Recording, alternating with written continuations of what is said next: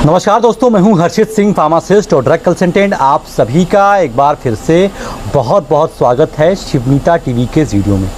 दोस्तों, अगर आप एक मेडिकल स्टोर के संचालक हैं या फिर आप इन फ्यूचर एक मेडिकल स्टोर खोलना चाहते हैं या फिर खोलने वाले हैं या फिर आपने अभी जल्दी ही मेडिकल स्टोर का बिज़नेस शुरू किया है, तो ये वीडियो आपके लिए काफ़ी ज़्यादा यूज़फुल होने वाली है।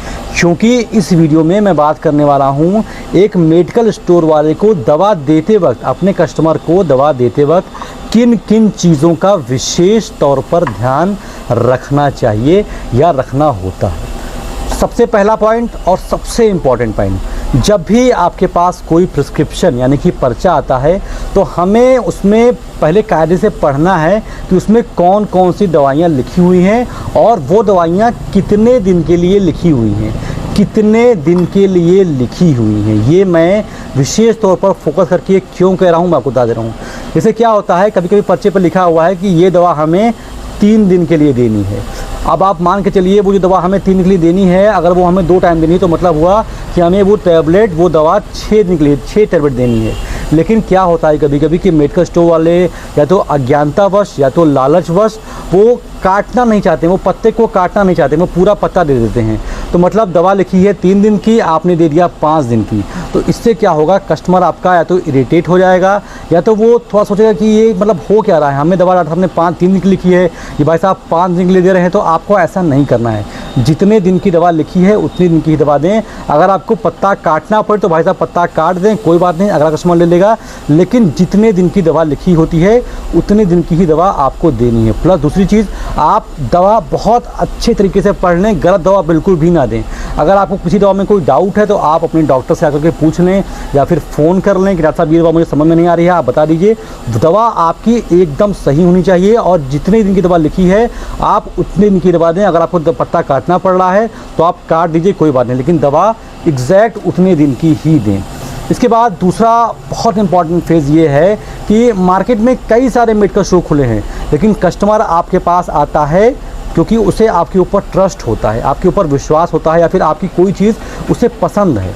अब देखिए, अगर आपके पास कोई पर्चा आता है तो आप उसे देखें, अगर आपके पास नॉलेज है या फिर आपको उस दवा के बारे में जानकारी है तो आप कस्टमर से एक बार ऐसे क्रॉस क्वेश्चन कर लें कि क्या भैया पेट दर्द कर रहा है, क्या आपको शरीर में कहीं दर्द है, क्या उल्टी हो रही है, क्या ये दवा प्रेग्नेंट लेडी के लिए ले रहे हैं क्या। तो इससे क्या होगा कि अगर वो दवा मैच कर रही होगी तो कस्टमर का आपके प्रति ट्रस्ट नहीं कि हाँ इसको भाई साहब को पता है कि पेट दर्द की दवा है, ये मतलब जानकार आदमी है, हाँ इस दवा तो मैं इसी से लूँगा। इससे क्या होगा कि कस्टमर का एक विश्वास बन जाएगा आपके प्रति, उसको लगेगा कि हाँ आपके पास नॉलेज है। तो अगर आप ऐसा एक्टिविटी कर लेते हैं तो ये भी आपके बिज़नेस के लिए डायरेक्टली या इनडायरेक्टली कहीं ना कहीं अच्छा होता है। उसके बाद सबसे इम्पॉर्टेंट चीज़ है वो ये है कि आप जब कस्टमर को दवा दे रहे हैं तो आप उसमें अच्छे तरीके से लिख दें कि ये दवा आपको कैसे खानी है। ये दवा आपको सुबह शाम खानी है खाना खाने के बाद, ये दवा आपको खाली पेट खानी है या फिर ये दवा आपको हफ्ते में 1 बार खानी। ये चीज़ आपके कस्टमर को एकदम क्लियर हो जाए आपका काउंटर छोड़ने से पहले कि ये दवा हमें किस समय खानी है, कौन सी दवा खाली पेट खानी है, कौन सी खाना खाने के बाद खानी है। और आप एक काम और करें, आप स्ट्रिप पर भी लिख दें और आप रैपर पर भी लिख दें। दोनों जगह हो सकता है कि कस्टमर अपने घर पर लेके गया, उसने स्ट्रिप बाहर निकाल दी और वो बाद में कंफ्यूज होगा कि आखिर ये कौन से रैपर में था। तो आप रैपर में भी लिख दें कि सुबह शाम खानी है और साथ साथ आप स्ट्रिप में भी लिख दें। इससे क्या होगा कि आपका कस्टमर के माइंड में एकदम क्लैरिटी रहेगी कि हमें ये दवा कब खानी। इसके बाद अगला बहुत इंपॉर्टेंट पॉइंट ये है कि कस्टमर ने आपसे दवा ले ली, अब कस्टमर आपको पैसे देगा।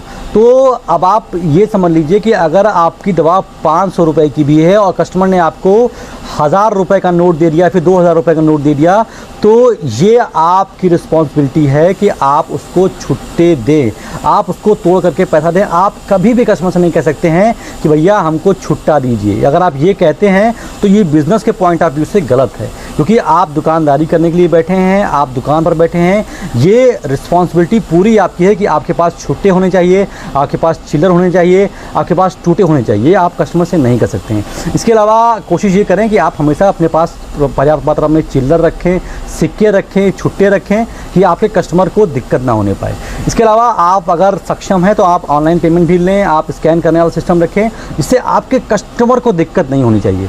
इसके अलावा बहुत इंपॉर्टेंट चीज़ ये भी है कि आपके शॉप में जब कस्टमर आपसे दवा लेने आए तो ऐसी कोई भी एक्टिविटी ना हो रही हो जिससे कस्टमर को समस्या हो। एग्जांपल के तौर पर मान लीजिए कस्टमर आपकी दुकान पर आया और आप वहाँ बैठ कर के गाना सुन रहे हैं, आप वहाँ बैठ कर के गेम खेल रहे हैं, आप वहाँ बैठ कर के टीवी देख रहे हैं, आप वहाँ बैठ कर के गप लड़ा रहे हैं, तो इससे कस्टमर के नज़र में आपकी वैल्यू घट जाती है।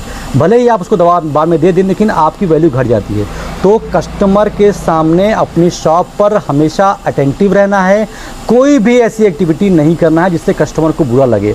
कस्टमर अगर आपकी दुकान पर आ रहा है तो आप पहले ही अटेंटिव हो जाएं, ढंग से बैठ जाएं और अच्छे तरीके से कस्टमर को अटेंड करिए। नहीं कि कस्टमर पहुंचा तो आप गेम खेल रहे हैं, आप गाना जो सुन रहे हैं, आप मोबाइल देख रहे हैं, ऐसा बिल्कुल नहीं करना। ये भी बहुत बड़ा इम्पैक्ट पड़ता है कस्टमर के माइंड पर। इसके अलावा अगर मान लीजिए कोई दवा पर्चे पर आई, आपके पास वो दवा नहीं है तो आप उसका सब्स्टिट्यूट करें, लेकिन कस्टमर को बता दें भैया मेरे पास ये दवा नहीं है, इसके जगह मैं आपको दूसरे कंपनी की ये दवा दे रहा हूँ, काम वही करेगी, कंपनी ये भी अच्छी है। लेकिन अगर कस्टमर नहीं मानता है तो आप उसको ज़्यादा समझाएं मत, क्योंकि वो कस्टमर समझेगा नहीं। आप उसे सीधा बोल दें कि भैया ठीक है आपको समझ में नहीं आ रहा है तो आप ये दवा आप कहीं बाहर से ले लें, कहीं और से ले लें, फ़िलहाल मेरे पास दूसरे कंपनी की दवा है, इस कंपनी की नहीं है। तो ये कुछ ऐसे पॉइंट्स हैं जिनका अगर आप ध्यान रखेंगे तो आपके लिए, आपके फार्मेसी के लिए थोड़ा सा बेटर ही रहेगा। तो आशा करता हूँ कि आपको ये वीडियो अच्छी लगी हो। अगर वीडियो अच्छी लगी तो उसको लाइक कर दीजिए और ऐसे ही वीडियो और देखना चाहते हैं तो ये चैनल सब्सक्राइब भी कर दीजिए। मैं इस चैनल पर मेडिकल स्टोर के बारे में, दवाओं के बारे में रेगुलर वीडियो बनाता रहता हूँ। मिलता हूँ किसी और वीडियो में, तब तक के लिए आप सभी दोस्तों का, सभी व्यूअर्स का बहुत बहुत धन्यवाद।